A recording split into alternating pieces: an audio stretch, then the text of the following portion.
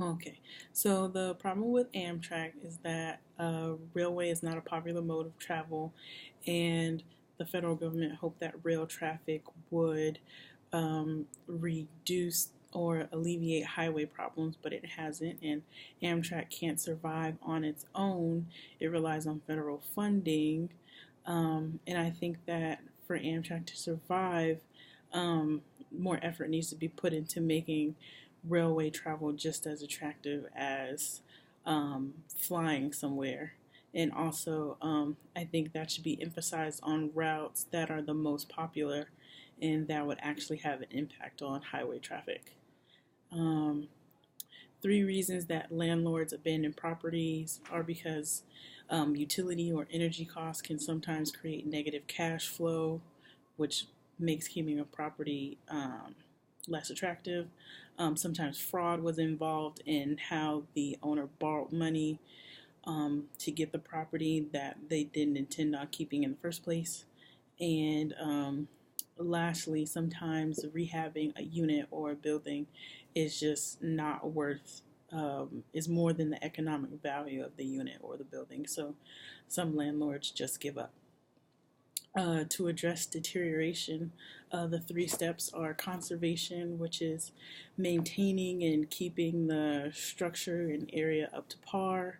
Then there is correction, which is the reversal of the deterioration through physical improvement. And then lastly, there's clearance, which is removal of what is perceived as the problem.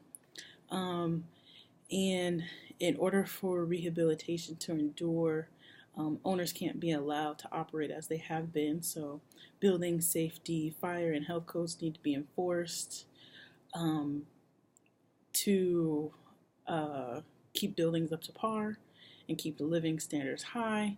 And also, the economics of the neighborhoods needs to be taken into account.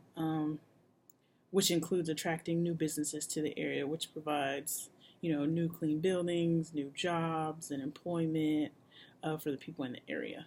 Um, Slum clearance doesn't work because those displaced are going to seek low cost housing in other areas. So buildings get removed, and then the buildings that replace them are more expensive than the people who lived there before could afford. So they have to still stick with low cost housing, so they move to different areas, and that just increases the demand and keeps the rent high on lower cost housing in other areas.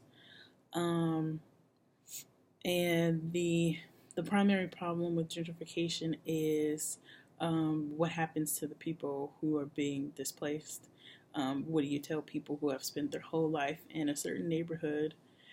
What do you tell them when they have to leave and where are they supposed to go? These people are usually poor and have less political influence, and they're still going to search out low cost housing. So it just puts more pressure on areas that meet that requirement. Um, and blockbusting is when agents would encourage white people to sell their homes, usually at a lower price, because they were scared that minorities were moving in and that was going to lower the value of the property. And so, what's happening in West Adams is kind of the reverse. These homes are being bought and rehabbed at a price that current residents could not afford to pay. Um, Only affluent white people can afford to pay. Um, and they're displacing poor residents in the area.